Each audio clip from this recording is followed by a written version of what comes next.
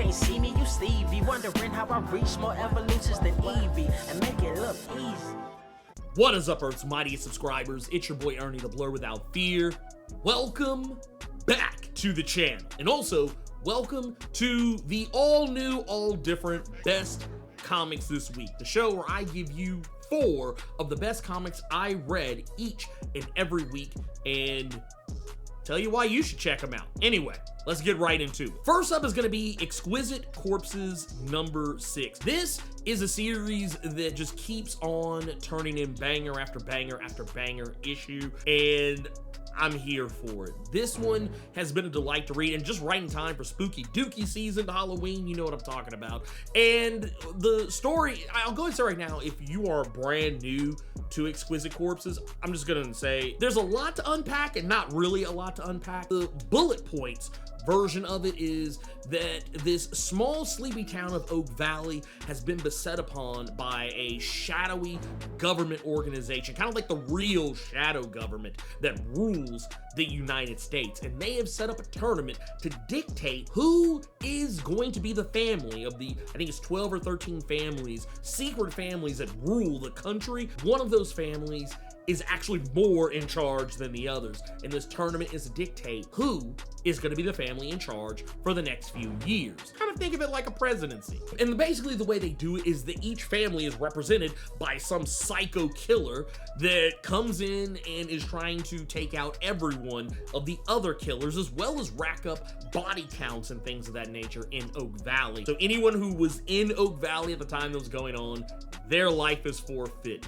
And it's kind of wild because this time around we get to see a little bit more of what's going on with Gamer Kid. As we know, he's been hanging out with Jason, Xavier's little brother, and they've been separated, you know, because of all the Halloween shenanigans and stuff going on with the tournament. But Jason has been hanging out with one of the killers, and this killer is trying to exert his influence over Jason and the shenanigans that come along with it, trying to trick him into playing violent video games, but really trying to trick him into actually killing people, because he doesn't realize that it's not just a game. And also, you know, showcasing, you know, how some of the other citizens of Oak Valley, how they're coping with now finally knowing that they're caught in the middle of the biggest death game in the country.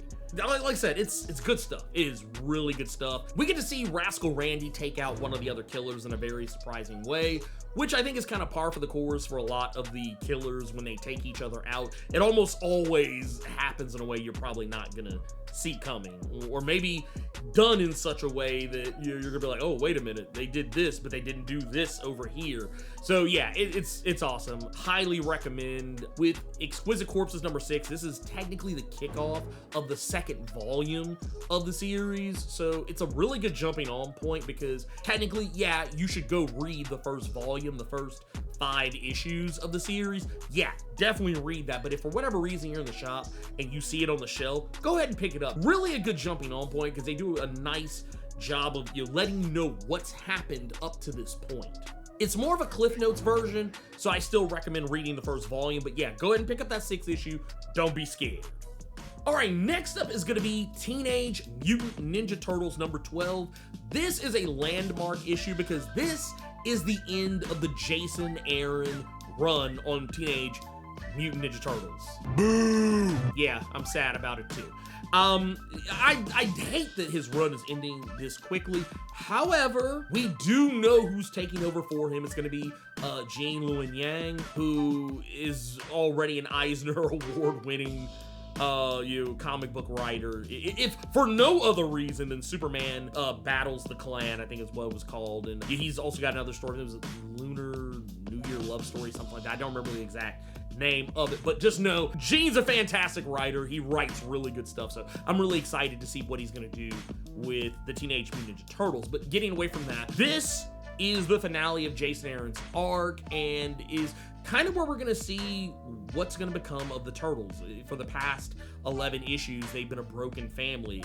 One of the main things of the past, I guess 5 issues has been that they don't make a fist. That's kind of the whole thing Master Splinter has been trying to teach them, that it takes a closed fist. It's going to take all, I guess in their case they only have 3 fingers, 2 and a thumb, but the whole classic idea of it takes 4 fingers and a thumb ball together to form a fist, and that if you don't do that, what you get is a broken hand. And that's kind of what the Turtles have been dealing with. They've been a broken hand. They haven't been able to make that fist, and this is the issue where we're actually going to see them make great strides towards balling up that fist and being able to knock somebody smooth the hell out. Yeah, of course, in the previous issue, we had already kind of seen there were some shenanigans going on. April has been operating in a Casey Jones capacity because he's been laid up. He was shot by Hale, who has now become what he hates the most. He's become a mutant thanks to Karai in the past issue. And now he's become such a mutant that he's constantly morphing and shifting, never really staying in any one exact form. Each part of his body almost turning like what is effectively a chimera. Like, he's like, one arm is this and one arm is that, and sometimes he's got multiple animal-isms to each of his body parts. And the Turtles have to take the fight to him because he's now running roughshod and trying to take out everybody, because now he's a rabid monster because of the mutation. He's not even really fully in control of himself. We noticed in a couple of spots where it seems like Hale deep down inside is trying to get out, but the monster, I guess, that he is on the inside is now out in full display. Really cool stuff, and there's a lot of really good commentary in here. Once again, I love that Jason Aaron's kind of slowly been making this the Justice for Donatello series. Like, a lot of people tried to roast Donatello early on and say that he looked sick, he looked like he was on meth and all this other stuff, but no, Donatello was right all along, and it sets up a huge arc, I think, for the Turtles, as they have been also grieving the loss of Splinter. And towards the end of this, we get a definitive answer about the fate of Splinter going forward in the series. Will he come back the way Shredder did during the initial 150 issue launch, about right around the issue like 100 mark? Shredder, who had been dead for like 25 issues, or was it 50 issues actually, he came back, and then Splinter died. As a result, they traded places basically, and Shredder has been alive ever since, and Splinter has been dead ever since. And now we get a question: will he come back? And if so, what are the circumstances gonna be?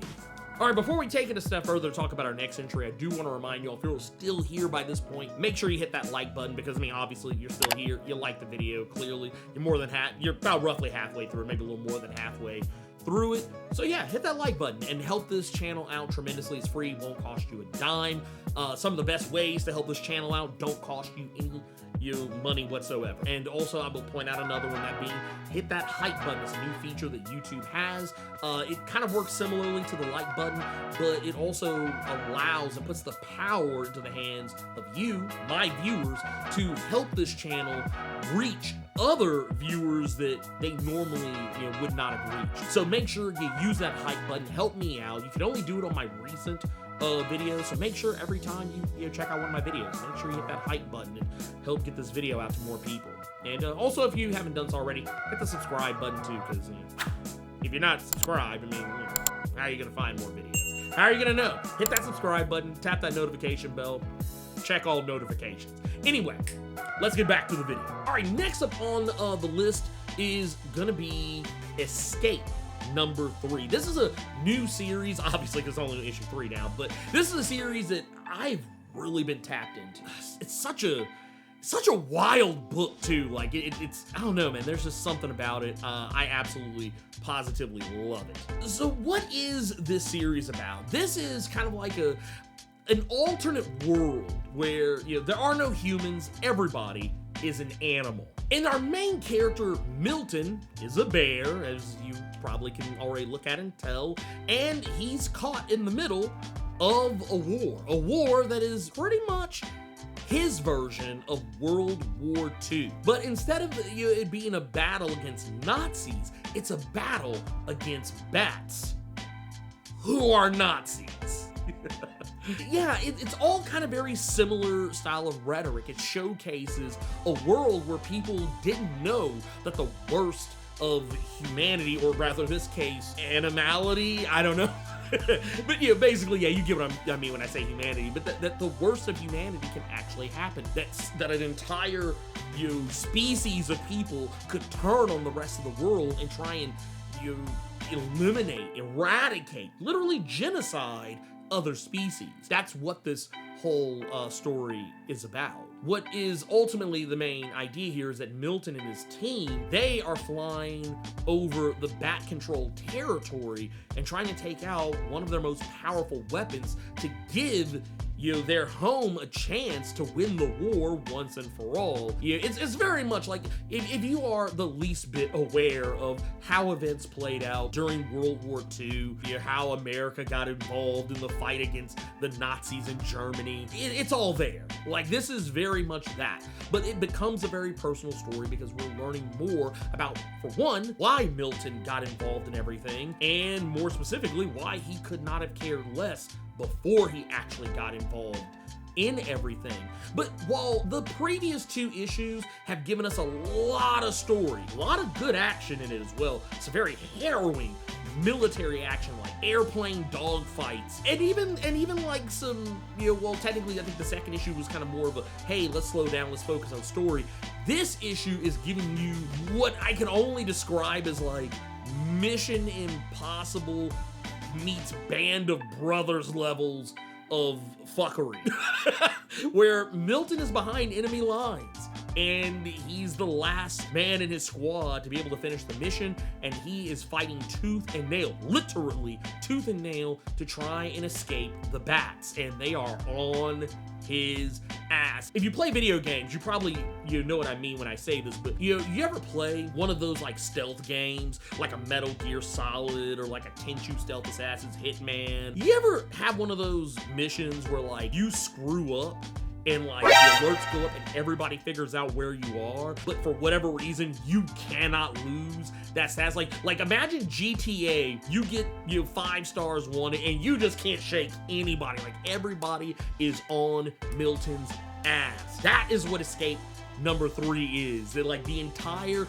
like, from the beginning of the issue to the end of the issue. And even though I knew Milton was gonna make it to the end, every single page, every single panel, I was like, man, I don't know if Milton's gonna make this. I don't know how Milton's gonna get out of this shit. But also, I think the ending is also not, I don't think surprising, but something I was kind of wondering if it would happen. Who is anyone going to turn to when you're where you're behind enemy lines? What is going to potentially save you, if anything can save you? And more importantly, do they have a good reason to save you? Or do they have an even better reason to turn you in? Last and most certainly not least is going to be Ultimates number 17. Some of you probably already know this, but the Ultimates is fast approaching its end. This is something that I don't think should be surprising to anybody. I know there were, we talked about this in the Blerd Cave very recently. There were some people that were just very adamant that it was all a ruse, that it was not really going to happen, but it will actually all come to an end. Ultimates will end in April of next year, barring any delays. April 2026 with Ultimates number 24. So the story is ratcheting up and racing to the end, not in an unnecessary way. They know that this was gonna end, so it's not gonna be like the Krakoan era where everything was like, oh shit, we gotta get him out of here. No, it's not gonna be any of that. But what I will say is that this story largely focuses on Reed Richards, aka Doom, who, if you've not been keeping up in the Ultimate Marvel Comics universe, the new Ultimate Marvel Comics universe, Earth 6160, Reed Richards is not Mr. Fantastic, he is Doom. The Fantastic Four do not exist in this version of the Ultimates universe, and what's even more interesting is we're getting the story that's showcasing to us, well, yes, we've already seen, why Reed is Doom in this universe. We've already seen how he is trying to bring the Fantastic Four back. In this issue, we're seeing more of what Reed has been seeing, why he has been so adamant about trying to bring back the Fantastic Four. And we have seen over multiple issues of the Ultimates, Reed has been struggling the lab rats that he's been using to try and replicate the process that created the Fantastic Four, he has not been able to replicate it at all. The lab rats keep dying left and right, and what makes matters worse is that Reed knows the truth. He knows about Earth 616, and really more specifically Earth 1610 as well. He knows that there is another Earth out there where he became the good guy, where the Fantastic Four thrive. The Fantastic Four we all know. And he also knows that the Maker is the Fantastic Four's Reed Richards of the original Ultimate Marvel Comics universe, Earth 1610. And he's trying to get back to that more, I guess, idealized version of himself, and he's struggling with it. And this issue basically is a case study in all the things that Doom has had to do and has done and has lamented in doing that have got him to the point where he is desperate. He is desperate to get his Fantastic Four back, because we also learn what the Maker took from Reed to make him this sullen and broken person. It wasn't just the torture. There was something the Maker specifically took from him, because we gotta remember, this Ultimate Universe is in the Maker's image. So anything that he didn't want to exist, he made it so that it didn't exist. It's why Peter Parker never became Spider-Man until much later in life, while a lot of the heroes don't exist in this universe or exist in a different capacity. And we now know exactly what it is that the Maker took, and it's heartbreaking. Not only did he take this from Reed, it created something else. It created this void in him that has caused him to see the missing pieces of his life, and now he's desperate to get those things back. And by the time he gets to the end of the issue, I think there's a little bit of hope, there's a little bit of light at the end of the tunnel. But considering this universe is going to come to an end, the question now becomes whether or not the Ultimate Marvel Comics universe is going to end on a happy note or on a sad note, maybe a little bit of both. Anyway, that is the best comics this week. I hope you all enjoyed it. I know some of you might have been used to us doing like 5 books. I decided it was probably for the best we just do 4. Keep the videos a little bit shorter, and that way, we really hone in on the cream of the crop. But I don't know, you guys tell me what were your best comics this week. Keep it plus ultra down there in the comments. And also, before you get out of here, make sure you hit that like button, hit that hype button as well. And if you're not already done so, hit that subscribe button and tap that notification bell. So that way you don't miss out on anything. Hit all notifications too, because that'll really help you not miss out on anything. Until next time, we out of here. Peace out.